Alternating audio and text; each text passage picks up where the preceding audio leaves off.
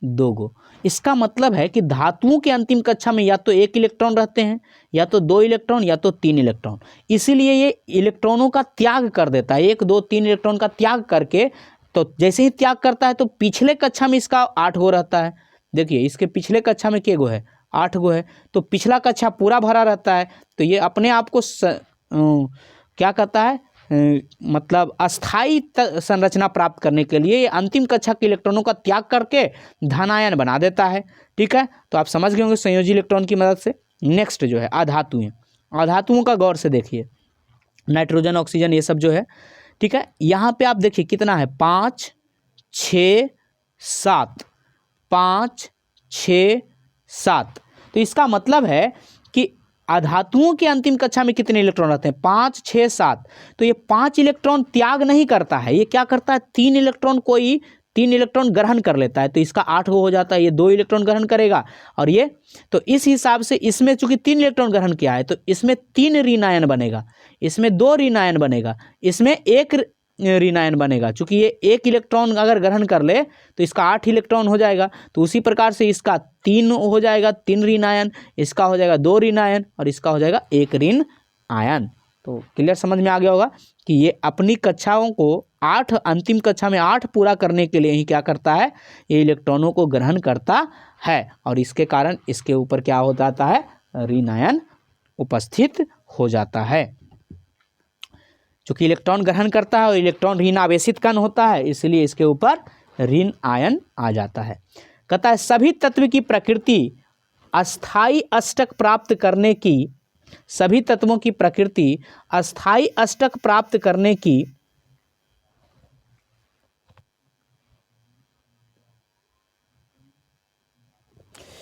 सभी तत्वों की प्रकृति अस्थाई अष्टक प्राप्त करने की होती है। सारणी में धातुएं इलेक्ट्रॉन त्याग कर, अधातुएं इलेक्ट्रॉन ग्रहण कर अपना अष्टक पूर्ण कर सकते हैं। तो धातुएं इलेक्ट्रॉन त्याग करके और अधातुएं इलेक्ट्रॉन ग्रहण करके क्या पूरा करता है, अपना अष्टक पूरा करता है। मतलब अंतिम कक्षा में 8 इलेक्ट्रॉन पूरा करता है। धातुएं इलेक्ट्रॉन त्याग कर धनावेश तथा अधातुएं इलेक्ट्रॉन ग्रहण करके ऋणावेश प्राप्त करती है। विपरीत आवेश होने के कारण धातु और अधातु परस्पर आकर्षित होकर, चूंकि विपरीत आवेश में क्या होता है, विपरीत आवेश में आकर्षण होता है, तो आकर्षित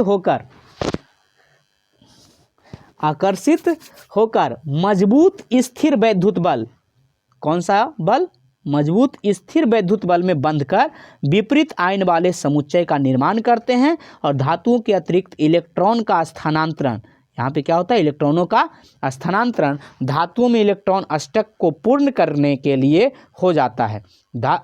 धातुओं में अष्टक पूर्ण करने के लिए हो जाता है। धातु से अधातु में इलेक्ट्रॉन स्थानांतरण होता है। इलेक्ट्रॉन का स्थानांतरण किससे किस में होता है, धातु से अधातु में होता है। बने यौगिक को आयनिक यौगिक कहते हैं, और ऐसे करके जो यौगिक बनता है उसको कौन सा यौगिक कहते हैं, आयनिक यौगिक कहते हैं। और अभी अभी हम लोग आयनिक यौगिक के गुणों को देखे हैं, जैसे सोडियम क्लोराइड बन रहा था, इसी को विद्युत संयोजी यौगिक भी कहते हैं। इसको और किस नाम से जानते हैं, आयनिक यौगिक को विद्युत संयोजी यौगिक। फिर से इसके गुणों के बारे में चर्चा की गई है, तो चलिए हम लोग देख लेते हैं। क्या कह रहा है, आयनिक यौगिक ठोस, कठोर और भंगुर होते हैं। ठीक है, क्योंकि इसका जो स्थिर वैद्युत बल के कारण इसके जो कण होते हैं काफ़ी निकट निकट होते हैं, इसलिए ये ठोस होता है, वो मजबूत बल होता है, कठोर और भंगुर होता है, उच्च गलनांक और क्वथनांक होता है, जल में घुलनशील होता है, और घुलनशील अवस्था में ये सुचालक होता है। तो ये 4 पॉइंट आपको याद रखने हैं। आयनिक यौगिक के गुण 11th 12th 10th सब में पूछा जाता है। अगला कहता है अधातुओं के उपयोग। ठीक है, अमोनिया निर्माण में हाइड्रोजन वनस्पति तेल, किसका प्रयोग होता है अमोनिया के निर्माण में, अमोनिया निर्माण में हाइड्रोजन वनस्पति तेल से घी बनाने के लिए हाइड्रोजनेशन किया जाता है। तो वनस्पति तेल में हाइड्रोजन को संयुक्त करने की विधि को क्या कहा जाता है, हाइड्रोजिनेशन, और इससे ही क्या बनता है, अमोनिया। द्रव हाइड्रोजन का प्रयोग कहाँ होता है, रॉकेट ईंधन में होता है। रॉकेट ईंधन में किसका प्रयोग होता है? द्रव हाइड्रोजन के रूप में। कार्बन का उपयोग, और कार्बन का उपयोग किसके लिए होता है? इलेक्ट्रिक सेल में। आप एक बैटरी देखे होंगे जिसमें बीच में काला वाला जो चीज़ देखे होंगे, निप्पो का बैटरी पहले आता था जो टॉर्च वाला, वो तो काला वाला चीज़ देखे होंगे, उसमें इलेक्ट्रो सेल में उसका इस्तेमाल होता है। इस पार्ट में इतना ही था। तो चलिए कुछ क्वेश्चन है, देखते हैं आप कितने सवालों के जवाब दे पाते हैं। तो पहला सवाल आपके पास है, ऐसे तो हम बताते जाएंगे। निम्नलिखित में कौन सा गुण प्रायः धातुओं द्वारा प्रदर्शित नहीं की जाती है? तो कौन सा गुण है जो धातुओं द्वारा प्रदर्शित नहीं की जाती है? तो चमकहीनता वाला जो गुण है, क्योंकि चमकशीलता वाला गुण धातुओं का होता है, चमकहीनता वाला गुण अधातुओं का होता है। वायु में अधिक समय तक खुला छोड़ जाने पर चांदी की वस्तुएं काली परत पड़ जाती है। ये निम्नलिखित में किसके बनने से? तो वो सिल्वर सल्फाइड होता है। जो काली परत होता है सिल्वर का संक्षारित, तो वो सिल्वर सल्फाइड होता है। ठीक है, आगे। निम्नलिखित में कौन सी अधातु में चमक होती है? बताइए, कौन सी अधातु चमकीला होता है? आयोडीन जो होता है ना, वो चमकीला होता है। निम्नलिखित में कौन सी धातु उभयधर्मी ऑक्साइड बनाता है? उभयधर्मी ऑक्साइड का मतलब वो अम्ल से भी अभिक्रिया करेगा और क्षार से भी अभिक्रिया करेगा, तो वो एल्युमिनियम है। निम्नलिखित में कौन सी मिश्र धातु में पारद अवयव होता है? तो जो पारद होता है ना, वो पारद मतलब पारा, उसको अमालगम कहते हैं। निम्नलिखित में कौन सी अधातु द्रव होता है? तो अधातु में द्रव ब्रोमीन होता है, धातु में जो द्रव होता है वो हमारा पारा होता है। जब जल धातु के साथ क्रिया करता है तो कौन सी गैस उत्सर्जित करता है? याद कीजिए, वो हाइड्रोजन गैस उत्सर्जित करता है। धातु जब जल के साथ क्रिया करता है तो वो क्या बनाता था? धात्विक ऑक्साइड मतलब क्षार और हाइड्रोजन। याद आया? आगे। लंबे समय तक आर्द्र वायु में रहने पर लोहे पर भूरे रंग का परत, यहाँ परत लिखना चाहिए, परत की पदार्थ की परत चढ़ जाती है, पत्र की परत चढ़ जाती है, उसे जिसे क्या कहते हैं? तो उसे जंग कहते हैं, उसे जंग कहते हैं। दो या दो से अधिक धातुओं के समांगी मिश्रण को क्या कहा जाता है? तो उसे मिश्र धातु कहा जाता है। आगे, वह सूची जिसमें धातुओं को उनकी क्रियाशीलता के अवरोही क्रम में व्यवस्थित किया जाता है को क्या कहा जाता है? तो उसे सक्रियता श्रेणी कहा जाता है। क्या कहा जाता है? सक्रियता श्रेणी। ठीक है, आगे। यहां पे आपको मिलान करना है। सभी धातुएं क्या होती है? विद्युत के चालक होती है। द्रव धातु कौन है? द्रव धातु यहां दिया नहीं गया है, ठीक है। द्रव धातु नहीं, यहाँ द्रव अधातु लिखना चाहिए, इसका संबंध ब्रोमीन से होगा। सोडियम कहाँ रखा जाता है? मिट्टी के तेल में। और कार्बन अधातु के बहुत सारे अपरूप पाए जाते हैं। आगे है, यहाँ एक वाक्य में उत्तर देना है या एक शब्द में। किस धातु को छोड़कर अन्य सभी धातुएं कमरे के ताप पर ठोस अवस्था में पाया जाता है? तो वो कौन सा है? पारा। ठीक है, धातु की बात कर रहा है तो पारा को छोड़कर बाकी सब ठोस अवस्था में होता है। दो धातुओं के नाम लिखिए जो ठंडे जल में के साथ तेजी से, तो वो कौन है? सोडियम और पोटेशियम। एक्वा रेजिया में सांद्र क्लोरिक अम्ल और सांद्र नाइट्रिक अम्ल का मिश्रण का अनुपात क्या होता है? ये याद रखिएगा, 3:1 होता है। ठीक है, आगे। आयनिक यौगिक का गलनांक क्वथनांक उच्च क्यों होता है? क्योंकि उनके परमाणुओं के अणु में परमाणुओं के बीच स्थिर वैद्युत मजबूत बल होता है। उस बल को जब तक तोड़ने के लिए उच्च तापमान की आवश्यकता होती है, इसलिए उनके गलनांक और क्वथनांक उच्च होते हैं। अमालगम का एक उदाहरण लिखिए। तो जो भी पारद होता है, जैसे आप HGS लिखेंगे, ये क्या है? एक अमालगम है। ठीक है, या जिसमें भी पारा मिलाया हुआ हो। आगे, सोडियम अति क्रियाशील धातु है, बिल्कुल सत्य है, इसीलिए तो उसे केरोसिन में रखते हैं। दो अधातुओं के समांगी मिश्रण को मिश्र धातु कहते हैं? नहीं, दो धातुओं के मिश्रण को कहते हैं। धातुओं के ऑक्साइड प्रायः क्षारीय प्रकृति के होते हैं, बिल्कुल सही है, सत्य ये हो जाएगा क्योंकि ये क्षारीय होते हैं। स्टेनलेस स्टील में तांबा मिला होता है? नहीं, स्टेनलेस स्टील में क्या होता है? लोहा, तांबा मिला रहता है, क्रोमियम, निकेल, ठीक, हाँ, लोहा, क्रोमियम, निकेल रहता है, ये गलत हो गया। आगे, अधातुओं के ऑक्साइड प्रायः अम्लीय प्रकृति के होते हैं, बिल्कुल सही है ये। अगला कहता है 2 अंक, उभयधर्मी ऑक्साइड क्या होते हैं? जो अम्ल और क्षार दोनों से अभिक्रिया करते हैं वो उभयधर्मी ऑक्साइड कहलाते हैं, जैसे Al2O3। इसको आप दोनों समीकरण दिखा दीजिएगा कि ये अम्ल ऑक्साइड से और क्षार से, दोनों से, मतलब इतना प्लस आप HCl करके एक अथी और इतना प्लस NaOH करके समीकरण लिख दीजिएगा। नेक्स्ट है, प्लेटिनम, सोना, चांदी का उपयोग आभूषण बनाने में क्यों किया जाता है? क्योंकि ये कम अभिक्रियाशील है, ठीक है, ये वातावरण में संचारित नहीं होता है, ठीक है। आगे, सोडियम, पोटेशियम एवं लिथियम को तेल के अंदर क्यों रखा जाता है? क्योंकि ये बहुत ज़्यादा अभिक्रियाशील है, ये पानी से या वायुमंडल की आर्द्रता से, वायु से संपर्क में आने के बाद तुरंत अभिक्रिया कर लेगा, इसीलिए, और कार्बनिक विलायकों से ये अभिक्रिया नहीं करता है, इसीलिए इसको तेल में रखा जाता है। गर्म जल का टैंक बनाने में तांबे का उपयोग होता है, परंतु इस्पात, लोहे, मिश्र धातु का नहीं। इसका क्या कारण है?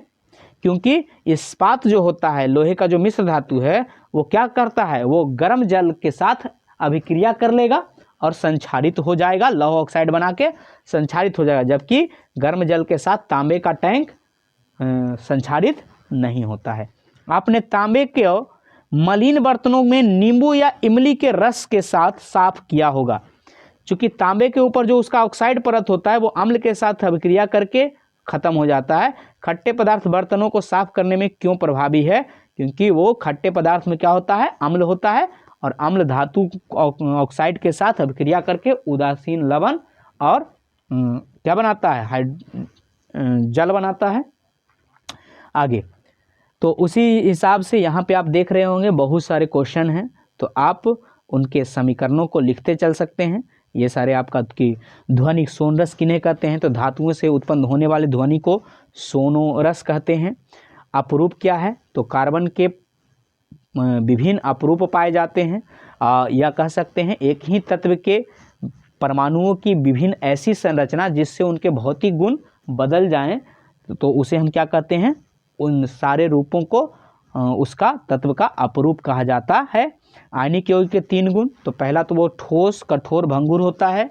जलीय अवस्था में विद्युत का सुचालक होता है, उसके गलनांक, क्वथनांक उच्च होते हैं, ठीक है, और वो स्थिर वैद्युत बल से जुड़ा रहता है। सक्रियता श्रेणी यहाँ लिखना है, धातुओं की अपेक्षा सक्रियता श्रेणी वाला जो टेबल था वहीं आपको यहाँ लिखना है, ठीक है, आप समझ गए होंगे। काना का मांगे आला, जिनके फ्रेंड्स प्रभु हैं कौन होगा आगे। और धातुओं के प्रमुख भौतिक गुणधर्म क्या होता है? तो अभी एकदम सबसे ऊपर इसी का पूरा लिखे हैं कि कठोरता, आघातवर्ध्यता, तन्यता, चालकता, चमकता, ठीक है। तो उस हिसाब से भौतिकी गुणधर्म के आधार पर धातुओं में कोई 4 विभेद लिखिए। यहाँ धातुओं और अधातुओं में अंतर करना हो सकता था। रासायनिक गुणधर्म के आधार पे तो वो जो अभिक्रिया वाला था उसको हम लिख सकते हैं, धातुओं के गुण। और इसके साथ ही यह चैप्टर आपका समाप्त हुआ।